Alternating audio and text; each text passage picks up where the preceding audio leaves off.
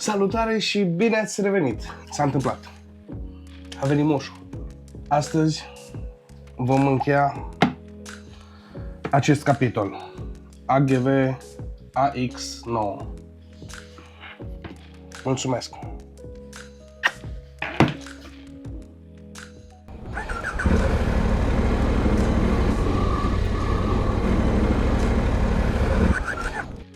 Cam asta a fost povestea acestei căști.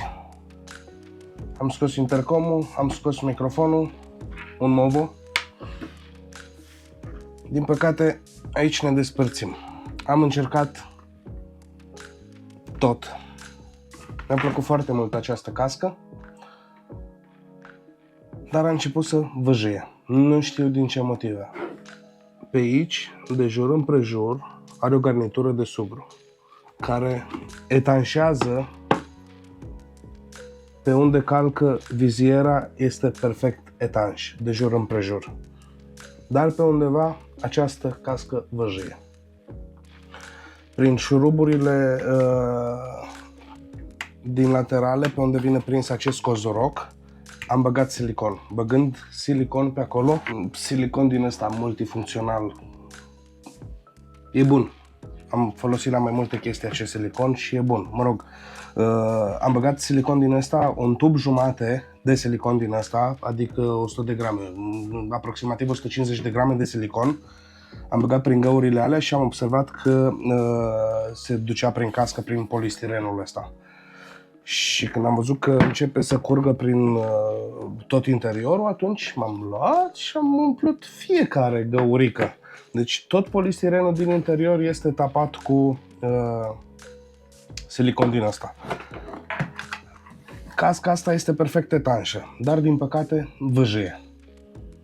Și acum este prea etanșă, iar eu, purtând ochelari la temperaturile de acum, mă rog, la diferențe mari de temperaturi,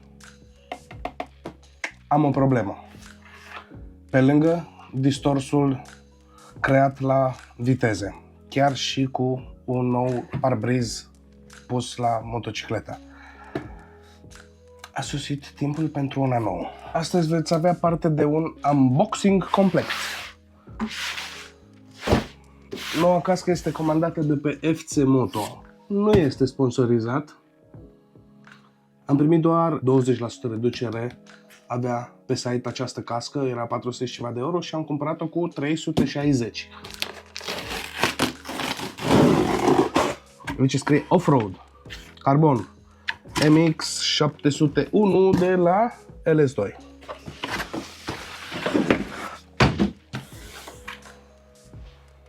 Arată bine cutia. Este foarte drăguță, dar pe noi nu ne interesează ambalajul. Ok, cum am ajuns la LS2? Sincer, mi se părea o firmă, o marcă, LS2-ul nu tocmai de top. Pe aceste considerente mi-am cumpărat AGV, pentru că eu, în opinia mea, fără să fac research sau ceva, am considerat că AGV-ul este mai de top decât LS2. LS2 e mai de low budget. Am pierdut câteva zile bune ca să fac research și să aleg cea mai bună cască și să-mi rezolv problema vâjeitului. Și există un clasament de 10 căști făcut de niște băieți, nu mai știu exact cum se numește site-ul, dar ei doar cu asta se ocupă, fac review-uri pentru căști. Iar pentru căștile de adventure au ales 10 căști, iar casca mea precedentă, AGV AX9, este ultima în toate topurile. Deci este printre cele mai proaste căști. Iar această cască LS2 Carbon Explorer are scorul cel mai mare la silențiozitate. Băieții respectiv folosesc nu știu ce scule și înregistrează câți comut ai în cască. Iar această cască are doar 96 de decibeli, fiind cea mai silențioasă cască de astăzi, din 2023. Asta este cea mai silențioasă, 96 de decibeli. Următoarea ar fi fost de la Schubert, care are 97 de decibeli, deci nu este departe, iar AGV-ul precedent, fiind printre cele mai gălăgioase, are 104 decibeli. Mie, sincer, nu mi se pare mult. De la 104 decibeli la 96 mi este foarte teamă că problema mea personală nu o voi rezolva nici cu cea mai silențioasă cască de pe piață. Dar asta vom vedea în timp. Ideea este că cealaltă cască am stricat-o oricum, pentru că am băgat silicon prin ea și nu se mai ventilează și nu mai este ok. Nu vreau să mai port acea cască. De acum încolo ne vom da cu asta. Ok. Să o desfacem să vedem ce avem înăuntru. Asta este casca Always Ahead. E drăguță husa ei. Mai avem un pachet. Un pinlock ar trebui să fie. Și ceva benzi reflectorizante. Nu cred că ne interesează. Asta e un pinlock. Sunt foarte sigur, dar nu știu ce e asta. Ce ești tu, măne? Oh, ce drăguț! Acesta îl umfli? Scapel, helm, suport. Am crezut că e pernuță de aia de ți-o pui de pe gât ca să te plimbi. Dar nu, umfli ăsta și stă casca pe el. Interesant. Haideți să vedem frumusețe de cască.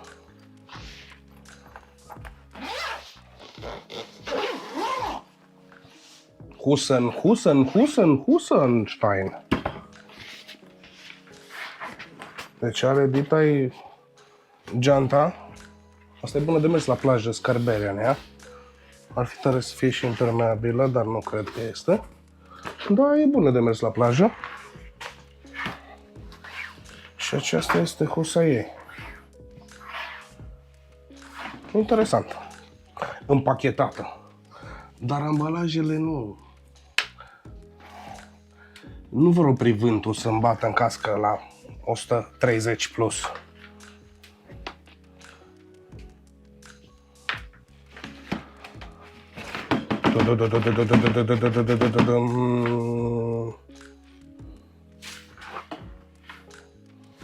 Pare mai impunătoare decât cealaltă. Da. Modelul ăsta mi l-am dorit de prima dată când m-am uitat după aceste căști. Când am descoperit că există acest model, mi l-am dorit pe ăsta. Dar pe site-ul de la FC Moto nu exista mărimea mea, XL. Scăposul, în cazul în care nu se observă.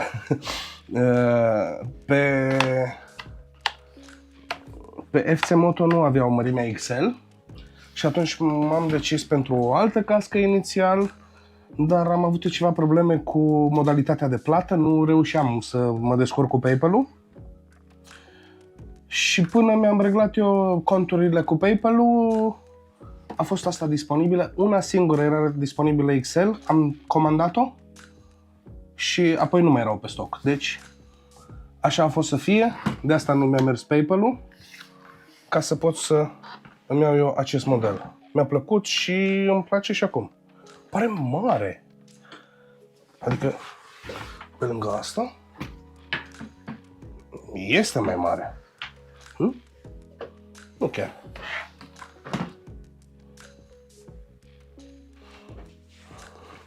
Dar e interesantă. Ok. Are o grămadă de butoane de aerisire aici, aerisire aici. Deci are aerisire și în față și e plină de aerisire. Dacă bate vântul prin toate astea, aici tot felul de elemente interesante. Aici alte aerisiri.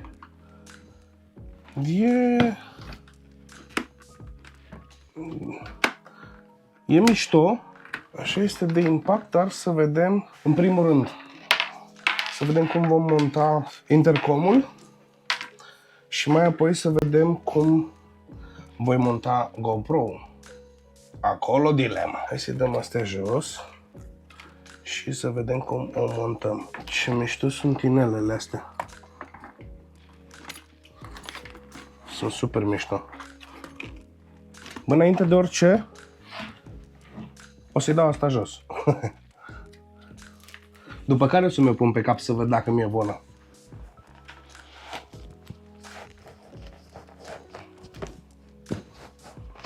Mamă, cum se simte. Băi, se simte bine.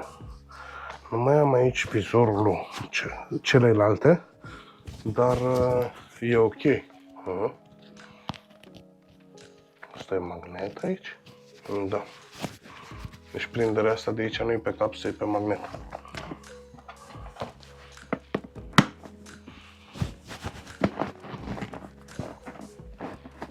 Este ușoară.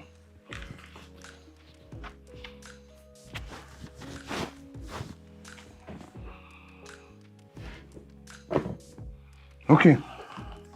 Bum.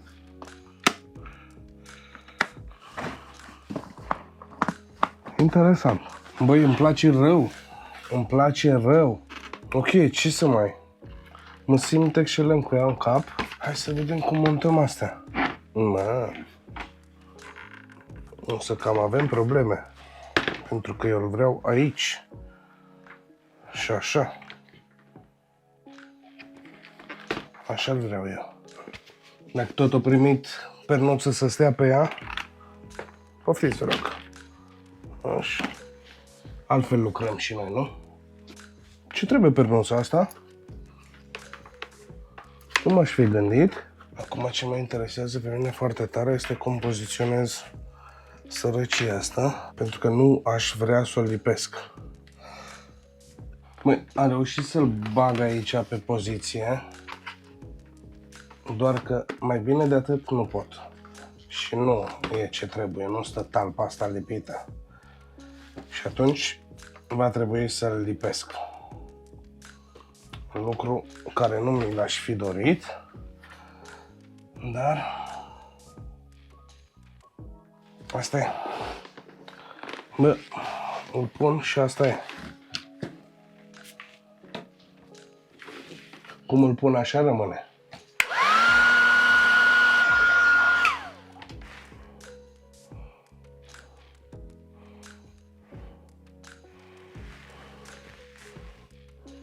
Nu știu cât timp va rezista montura asta așa, dar vom afla împreună. Sper să am camera pornită în momentul în care va zbura. E gata. Ochelarii nu deranjează chiar deloc. Fălcile sunt bine. Căștile nu le simt pe urechi. Și asta e suficient de în față. Intercomul și căștile stau bine în această cască. Acum mai avem un pachet de desfăcut.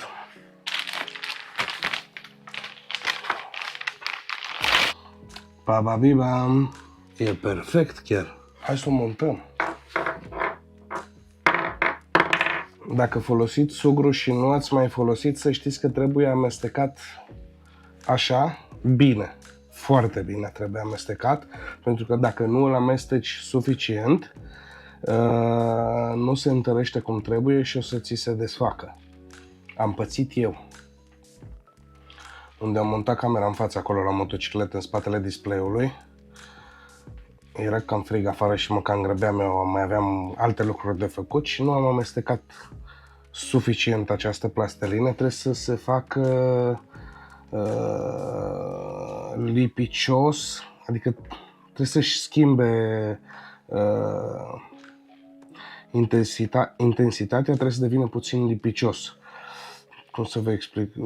Cam ca atunci când mesteci o gumă mult, prea mult, și începe să ți se lipească de dinți și de gură și se dezintegrează în gură. Cam în genul ăla cred că trebuie să se facă și sugrul, ca să fie ok. Na.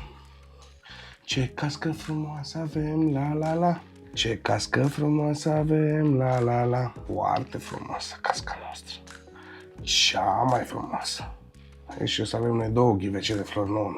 Îl împărțim în jumătate, pentru că avem partea asta din mijloc care vine pe aerisire și nu trebuie să dăm pe aerisire, pe șanțul de la aerisire.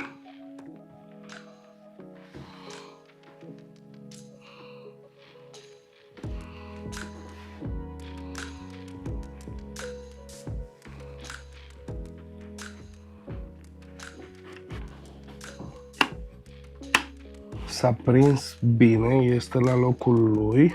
Dar aș vrea să iau ăsta de pe margini și din interior cumva. Merge bine, boss. Îl las așa, nu mai fac nimica, că îl stric.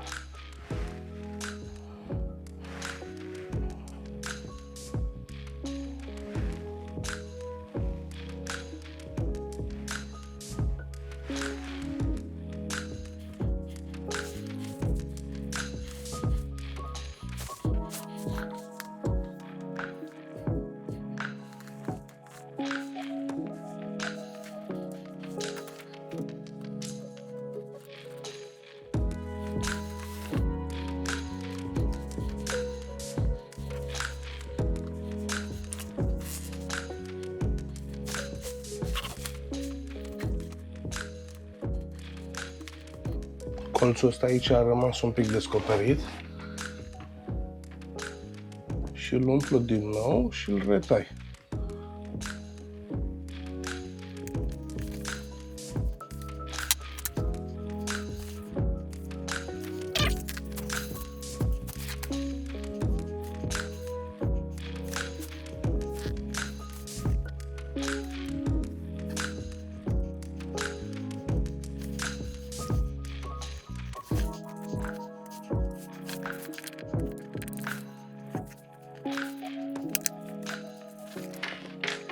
Frățiorii mei, cam asta este situațiunea cu această cască. LS2 Carbon Explorer. Da, cam asta a fost. Am montat microfonul de la Movo, am pus montură pentru GoPro, am montat intercomul, ne-am făcut treaba. După ce se usucă montura, ne vedem la un test pe autostradă, să vedem dacă ne-am rezolvat problema. Ideea este că acum nu mai pot nici măcar să o trimit înapoi pentru că am umblat la ea. Asta va fi de acum încolo casca mea. Sper să fie cu puțin mai bună decât cealaltă, măcar. Vă mulțumesc pentru vizionare, pentru răbdare. Sper să apreciați că mă străduiesc să fiu acum aici în fața dumneavoastră și încerc să mă bucur de această cască. Vom vedea pe data viitoare. Pa!